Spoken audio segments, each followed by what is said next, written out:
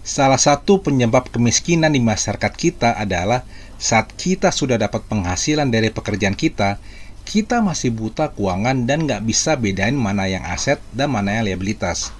Sebesar apapun uang yang kita punya, akan habis juga jika kita nggak bisa bedain mana aset dan mana liabilitas. Gue adalah salah satu orang yang pernah punya uang banyak, lalu bangkrut dan terjebak hutang hanya gara-gara nggak bisa bedain kedua hal ini. Padahal gue dulu kuliah di Fakultas Ekonomi dan cukup lama bekerja di bank. Ternyata itu nggak menjamin bahwa gue paham apa itu aset dan apa itu liabilitas. Di video ini, gue akan share apa yang gue pelajari tentang fenomena ini bukan karena gue ahli dalam hal keuangan ya. Sama sekali nggak. Gue bukan siapa-siapa. Tapi justru karena gue ingin bangkit dari keterpurukan keuangan, gue paksakan diri gue untuk belajar otodidak tentang keuangan, bagaimana cara uang bekerja di zaman kita sekarang ini. Dan salah satu contoh yang menurut gue paling mendasar agar kita terhindar dari masalah keuangan, dan ini berdasarkan pengalaman pahit gue sendiri ya, adalah mampu membedakan mana aset dan mana liabilitas. Dan menurut gue, ketika Anda sudah berkeluarga dan menjadi pencari nafkah utama di keluarga, Anda wajib tahu tentang hal ini. Mengapa? Karena kalau Anda sebagai kepala keluarga nggak bisa bedain mana yang aset dan mana yang liabilitas, akan beresiko membawa seluruh keluarga Anda jatuh miskin ketika terjadi resiko finansial. Anda mau tahu bagaimana caranya Anda bisa jatuh miskin hanya gara-gara nggak bisa bedain mana aset dan mana liabilitas? Berikut ini gue akan coba jelasin dengan cara yang paling sederhana agar Anda bisa paham. Oke teman-teman, kita mulai ya. Sekarang gue mau ajak Anda untuk kita main tebak-tebakan. Ini adalah beberapa pertanyaan mendasar yang bisa bantu Anda mengerti apa itu aset dan apa itu liabilitas. Menurut Anda nih, rumah yang Anda tinggali itu aset atau liabilitas? Terus, bagaimana dengan mobil pribadi yang Anda gunakan sehari-hari? Apakah itu masuk kategori aset atau liabilitas? Banyak orang yang beranggapan bahwa rumah yang mereka tinggali dan mobil pribadi yang mereka gunakan sehari-hari itu adalah aset. Padahal faktanya bukan. Baik rumah yang Anda tempati maupun mobil pribadi Anda itu adalah liabilitas buat keluarga Anda. Kok bisa begitu? Nah, disinilah gue akan jelasin apa perbedaan antara aset dan apa itu liabilitas. Dan gue akan jelasin bukan dengan bahasa akademis, tapi dengan bahasa yang bisa dimengerti bahkan oleh anak SD sekalipun, supaya Anda gampang mengerti dan mudah mengingatnya. Jadi, aset itu adalah sesuatu yang membuat uang masuk ke dompet kita. Sementara liabilitas adalah sesuatu yang membuat uang keluar dari dompet kita. Sesederhana itu. Gampang kan? Sekali lagi ya. Aset adalah sesuatu yang membuat uang masuk ke dompet kita. Sementara liabilitas adalah sesuatu yang membuat uang keluar dari dompet kita. Definisi sederhana ini gue kutip dari Robert Kiyosaki dalam bukunya Rich Dad Poor Dad, salah satu buku literasi keuangan paling terlaris di dunia hingga sekarang. Sekarang kita kembali ke contoh rumah tinggal dan mobil yang Anda punya. Apa yang membuat rumah tinggal Anda adalah liabilitas bukan aset? Karena rumah yang Anda tinggali itu nggak membuat uang masuk ke kantong Anda, tapi justru malah membuat uang terus keluar dari dompet Anda. Contohnya, Anda harus keluar duit kan buat bayar pajak bangunan, listrik, air, biaya perbaikan, perawatan, dan lainnya. Faktanya begitu, betul nggak? Semakin besar rumahnya, semakin besar pengeluarannya. Inilah yang membuat rumah tinggal Anda itu jadi liabilitas bagi keuangan keluarga Anda. Kecuali di rumah yang Anda tempati, Anda buka beberapa kamar buat kos-kosan, nah rumah Anda itu bisa disebut sebagai aset, karena membuat uang masuk ke dompet Anda. Begitu juga dengan mobil pribadi Anda. Ketika Anda secara rutin harus mengeluarkan uang buat isi bensin, servis, dan bayar pajak mobil, dan mobil itu nggak menghasilkan uang masuk ketika digunakan, maka mobil Anda itu adalah liabilitas, bukan aset. Mengapa gue merasa penting untuk membahas ini? Ada dua alasan mengapa gue anggap ini penting. Yang pertama, banyak orang termasuk gue sendiri terjebak membeli liabilitas yang kita kira itu adalah aset. Dan seiring berjalannya waktu, bangunan atau barang yang kita kira itu adalah aset, lama-lama kok terus menggerus uang kita ya, sampai pada akhirnya kita terjebak pada hutang dan kemudian jatuh miskin. Inilah mengapa penting bagi kita untuk benar-benar bisa membedakan mana aset dan mana liabilitas. Lalu alasan kedua adalah uang di era sekarang dijadikan sebuah permainan antara aset dan liabilitas oleh para industrialis keuangan global. Dan nama permainan uangnya adalah siapa yang berutang kepada siapa. Sekarang gue kasih beberapa contoh kasus lagi ya, karena gue ingin Anda makin paham tentang permainan uang yang berlaku di zaman sekarang ini. Karena permainan uang yang berlaku sekarang ini baru muncul di pertengahan abad ke-20. Contoh kasus berikutnya adalah kredit pemilikan rumah atau KPR. Ketika Anda ambil kredit rumah dari bank, selama cicilannya belum lunas, maka rumah Anda itu jadi liabilitas bagi Anda. Dan sebaliknya, rumah yang masih Anda cicil itu jadi aset bagi bank. Mengapa? Karena rumah yang Anda beli pakai pinjaman bank itu membuat uang masuk terus ke kantong pemilik bank setiap bulan. Sementara cicilan kredit rumah yang harus Anda bayar tiap bulan ke bank itu menjadi liabilitas bagi Anda. Akan tetapi ketika kredit rumah Anda macet, maka rumah Anda yang sekarang disita oleh bank itu sekarang menjadi liabilitas bagi bank. Kok bisa begitu? Karena sekarang pihak banklah yang harus mengeluarkan uang dari dompetnya untuk merawat rumah sitaannya itu. Persis sama seperti Anda harus mengeluarkan uang secara rutin buat bayar listrik, pajak bangunan, dan perawatan rumah Anda. Betul nggak? Anda mulai paham kan bagaimana permainan uangnya? Nah, gue kasih contoh satu kasus lagi ya. Pernahkah Anda perhatikan lembar mutasi di buku tabungan Anda? Mengapa kalau Anda tarik uang dari rekening bank, maka jumlah penarikan uang yang Anda tarik itu munculnya di kolom debit dalam mutasi? Sementara kalau Anda terima uang masuk, munculnya di kolom kredit. Pernahkah Anda sekilas bertanya tentang hal ini? Pasti Anda hanya taunya ada duit masuk dan ada duit keluar saat lihat mutasi di buku tabungan Anda, betul ya? Jadi, begini penjelasannya.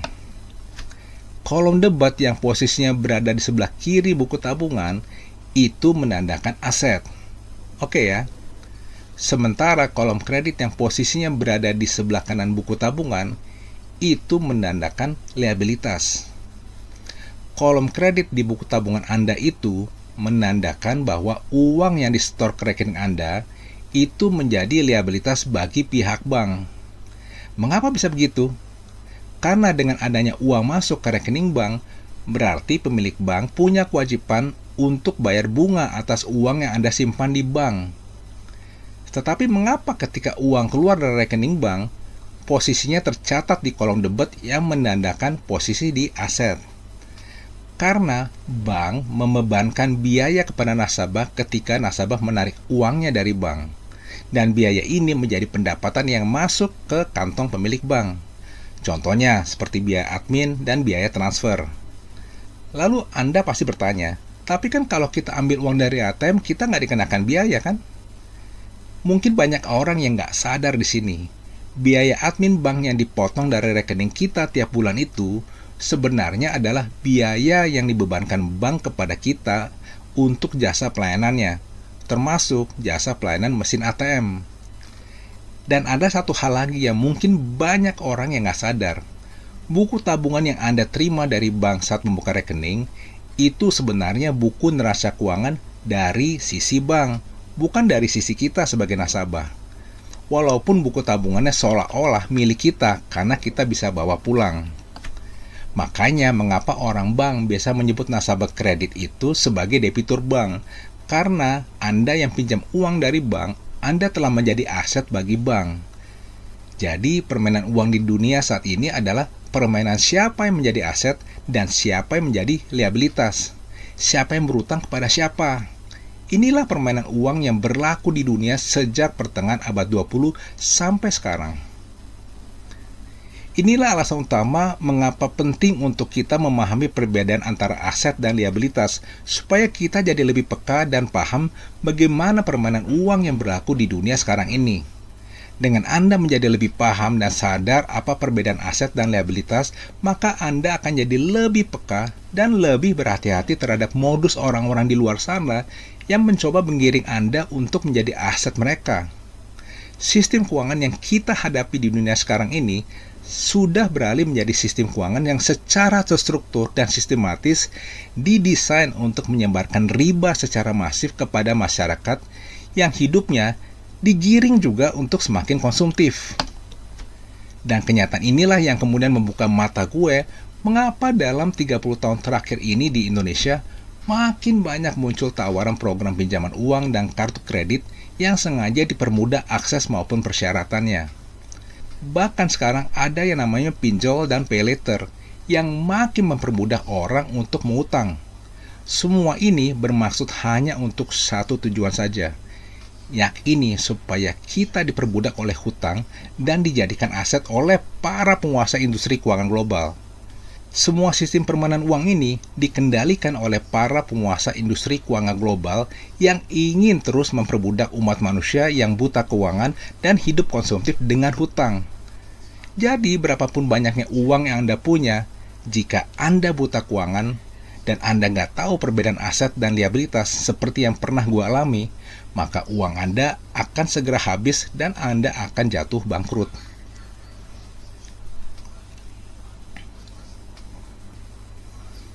Ketika gue mulai memahami konsep aset dan liabilitas ini, gue mulai merefleksi kehidupan gue dulu. Ketika gue dulu masih bekerja sebagai karyawan, gue adalah aset bagi pemilik perusahaan tempat gue bekerja. Gue mulai sadar bagaimana cara berpikir pemilik perusahaan. Mereka sadar betul kalau waktu dan tenaga yang mereka miliki untuk bekerja sangat terbatas. Jadi bagaimana caranya si pemilik perusahaan ini memultiplikasi waktu kerjanya untuk menghasilkan uang? Mereka membeli waktu gue dan teman-teman sekantor gue dan menukarkannya dengan membayar kami gaji supaya kami semua bekerja menghasilkan uang untuknya. Pertanyaan buat Anda yang masih bekerja sebagai karyawan adalah, apakah Anda rela menukarkan seluruh masa usia produktif Anda hanya untuk menjadi aset bagi orang lain? Hanya Anda sendiri saja yang bisa menjawab pertanyaan ini. Tapi ada beberapa hal yang perlu Anda sadari juga. Ketika Anda bekerja sebagai karyawan dan menghasilkan nafkah buat membiayai keluarga Anda, maka Andalah aset utama bagi keluarga Anda, bukan rumah atau harta yang Anda miliki. Karena Andalah yang menghasilkan uang untuk membiayai seluruh kebutuhan keluarga Anda, bukan mobil, bukan perhiasan, dan bukan rumah Anda. Tetapi ketika Anda si pencari nafkah utama di keluarga, terkena PHK atau masuk usia pensiun tanpa punya bisnis atau investasi yang menghasilkan uang masuk secara rutin, maka Anda akan menjadi liabilitas bagi orang lain, termasuk anggota keluarga Anda sendiri. Ketika Anda si pencari nafkah utama meninggal terlalu cepat dan nggak mempersiapkan asuransi jiwa sebagai sumber nafkah cadangan, maka keluarga yang Anda tinggalkan itu akan menjadi liabilitas bagi keluarga terdekat dan orang-orang di sekitarnya. Pertanyaannya, apakah resiko-resiko finansial yang berpotensi terjadi pada keluarga Anda ini sudah pernah Anda pikirkan? Kalau Anda adalah orang yang benar-benar sayang pada keluarga, segera belajar cara bangun aset. Belajar bagaimana cara uang bekerja dalam permainan uang yang berlaku sekarang ini. Belajar bagaimana cara membangun kekayaan. Dan belajar juga cara untuk menjadi entrepreneur dan berinvestasi. Dan yang terpenting, ajarkan hal ini semua juga kepada anak-anak Anda jika Anda sudah tahu caranya. Mengapa? Karena ini penting untuk menyelamatkan keluarga kita dari cengkeraman sistem keuangan global yang membelenggu kita dengan riba. Karena di sekolah, anak kita tidak diajarkan tentang pengelolaan keuangan pribadi, tetapi malah diajarkan tentang pengelolaan keuangan perusahaan. Anda tahu nggak apa alasannya? Karena sekolah pada umumnya didesain untuk mencuci otak anak-anak kita untuk menjadi pencari kerja, bukan pencipta lapangan kerja. Selama kita fokus melindungi keluarga kita, Nggak ada kata terlambat untuk belajar dan mempraktekkan semua hal-hal baru yang kita pelajari ini. Meskipun prosesnya nggak mudah untuk mengubah mindset dan mentalitas dari seorang karyawan menjadi seorang entrepreneur. Inilah proses yang sedang gue coba lalui saat ini. Gunakanlah sisa waktu Anda untuk membangun aset yang bisa menghasilkan passive income untuk keluarga Anda secara rutin. Dan hindari membeli liabilitas yang hanya akan menguras uang Anda sampai habis. Oke teman-teman, begitu saja ya. Semoga video ini bermanfaat. Mari kita bangkit bersama, hidup merdeka, dimulai dari mindset yang merdeka.